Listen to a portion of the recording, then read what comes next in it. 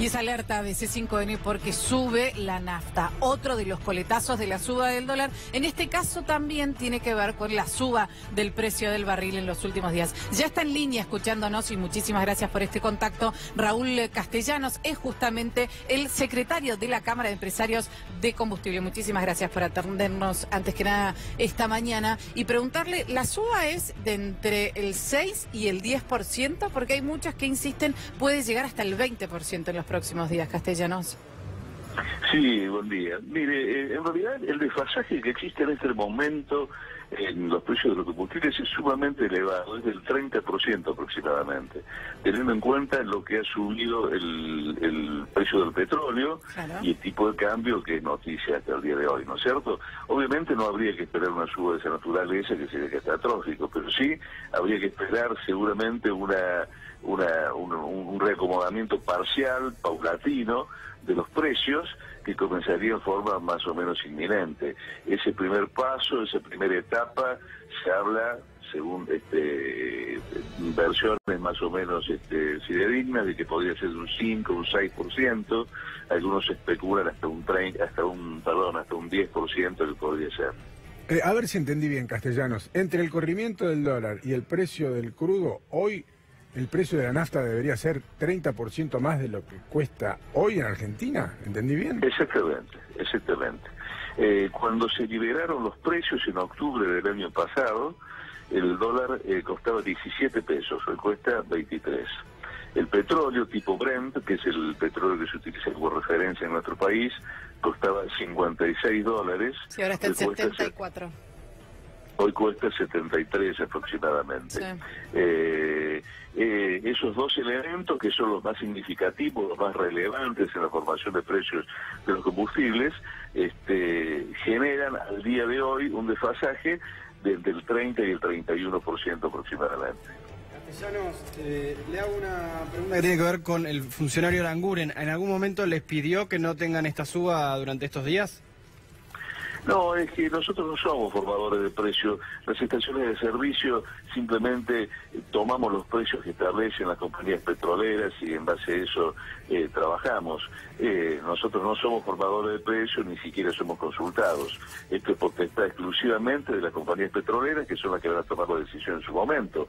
Sin duda, teniendo en cuenta la incidencia que tiene el precio de los combustibles en la inflación, debe haber conversaciones, me imagino yo, entre el gobierno nacional y las compañías petroleras, pero en definitiva son las compañías las que van a determinar en qué momento aumenta y en qué porcentaje lo hacen.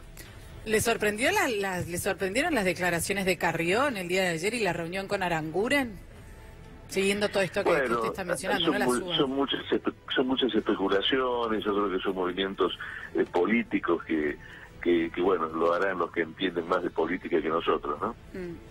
No, por supuesto, pero a la larga siempre tienen que ver justamente con los precios y sobre todo en el precio de tarifas, ¿no? Que está bastante sobre la mesa. Sí, el tema tarifas obviamente es un tema que está sobre el tapete, es el tema con el cual empezó esta situación agitada que estamos viviendo y que está coronándose con lo que está ocurriendo con el dólar, ¿no? Castellanos, ustedes obviamente deben hablar con las petroleras. ¿Qué les dicen desde las petroleras? ¿Van a esperar?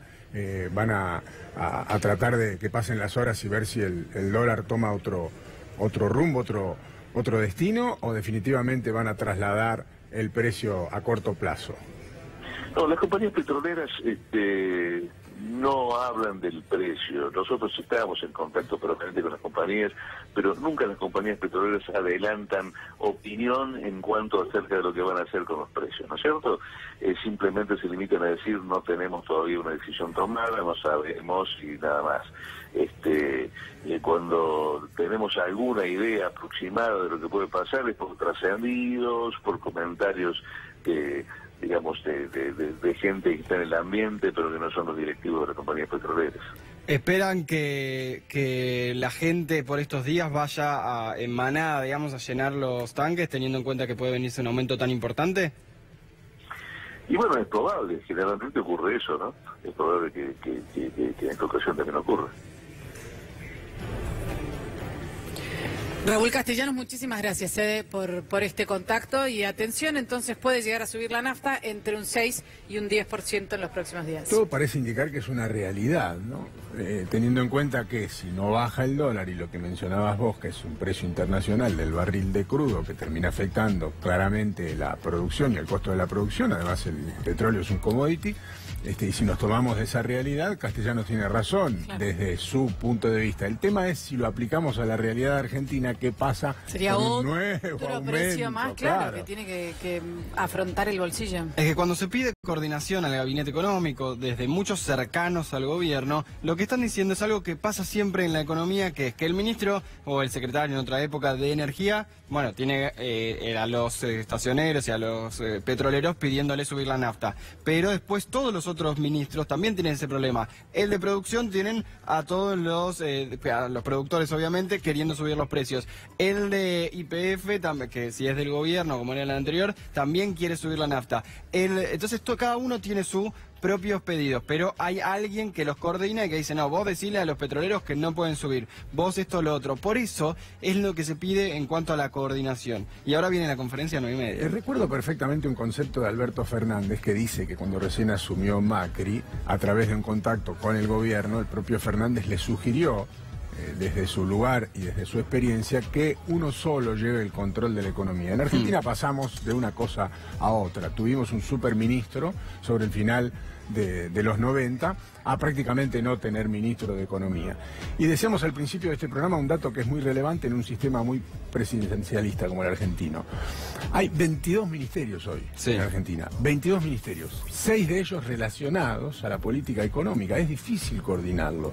Es difícil coordinarlo y además le da al presidente un poder extraordinario la división de las tareas de semejante manera con 22 vos decís 22 ministerios y yo pienso que qué gastadero de plata.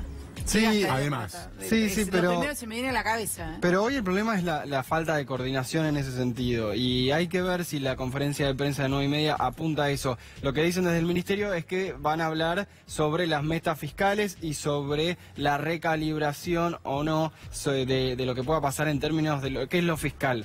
Gastos, impuestos y básicamente ese número grande que maneja la economía de la macro, el Ministerio de Hacienda. Media hora antes de que abra el mercado, la única señal, y esto es bastante negativo lo que voy a decir, pero la única señal positiva para los mercados en términos de que no vayan corriendo a comprar dólares es mayor ajuste, salvo que vaya a mantenerse firme en las metas fiscales que tenía el gobierno, que las estaba planteando paulatinamente, pero en ese sentido no tendría tanto sentido, perdón que use la misma palabra, que sea media hora antes de que abra el mercado. Las tasas de interés ayer estaban muy altas, la de referencia está en 33%, la LEVAC en corto plazo, es decir, a los que invierten para sacar la plata en un mes, está en el 44% anual. Es impresionante. Es impresionante, pero la de referencia está en el 33%. A ese precio, el enfriamiento de la economía, y esto lo decían ayer adentro del gobierno, puede ser importante y sobre todo en una franja fuerte de, por ejemplo, la actividad fabril en el conurbano, y eso empieza a afectar también las expectativas políticas en la provincia de Buenos Aires. Por supuesto que a vos que no sabés de LEVAX, de títulos públicos, no solo que no te interesa, sino no sabés cómo te afecta de forma directa, pero esas tasas las pagamos nosotros, digamos. Esas tasas en esos títulos públicos, que sí, no es 44%, no es otra cosa que deuda, es decir, es un documento, es como un pagaré que vos harías que te dan o le das, y lo que se pacta es el interés lo pagamos todos. Sí, vamos a poner un ejemplo concreto, un empresario pyme que dice, voy a comprar una máquina más, voy a contratar un par de personas más, o estaba en esa expectativa, estaba viendo si podía pagar el aumento salarial acordado, estaba viendo cómo poner esa plata en su fábrica, porque el empresario pyme no tiene muchas opciones. Incluso el empresario pyme, o vamos a poner un pyme pero un poquito más, si tiene la posibilidad de poner esa plata en LEVAC, en un mes saca más plata. Entonces dice, que laburando, que poniéndola a laburar. Dice, bueno, lo voy a poner después, el mes que viene hago la inversión. Y si el mes que viene no baja las tasas, dice, lo hago de nuevo. Pero aún con todo el movimiento, que iba a decir corrida, pero palabra poco feliz para el país, pero... Está en la tapa de la nación. Está en la tapa sí. Claro, pero por eso no la quiero decir tampoco. A lo que voy es justamente, con todo este movimiento que hay ahora, ¿va a seguir dando plata si uno tiene la plata en LEVAX? Sí, en comparación con qué, con la inflación habrá que ver a dónde se va, con el dólar, bueno, no sabemos. El tema es que con la actividad, claro, cuando se compara contra la actividad, a ver, si el empresario, el empresario mediano, pero y también el inversor grande, está dudando entre comprar dólares o no, o entre ponerle el vaco o no, bueno, es algo que puede ganar un poquito más o un poquito menos con esto. El tema es si está dudando con respecto a invertir. Esa es la diferencia. Le voy a poner un ejemplo o un ejemplo contrafáctico, ¿no? Agaño. Soy un empresario pyme. No tengo plata. En el caso del ejemplo que usaba Agaño, tenía plata para invertir. Ahora, claro, yo soy un empresario pyme que no tengo plata, pero tengo condiciones favorables con un dólar a 23 pesos para colocar mi producto en el exterior. Pero para conseguir ese dinero en Argentina, la tasa de ese préstamo es tan alta que me termina comiendo la rentabilidad.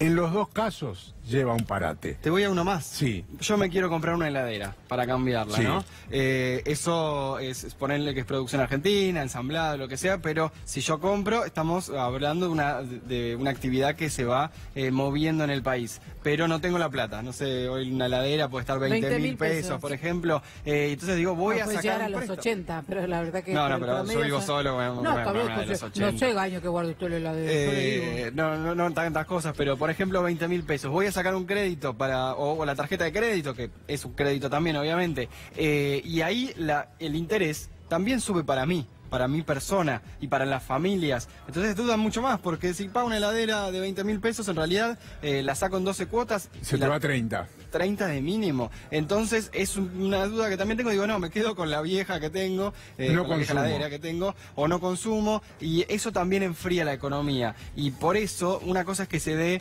en un mes o en un periodo, que es lo que propuso el gobierno cuando asumió. Pero el tema es que hoy estamos en los mismos niveles de tasa de interés alta y enfriamiento de la economía que eso pueda generar que en 2016.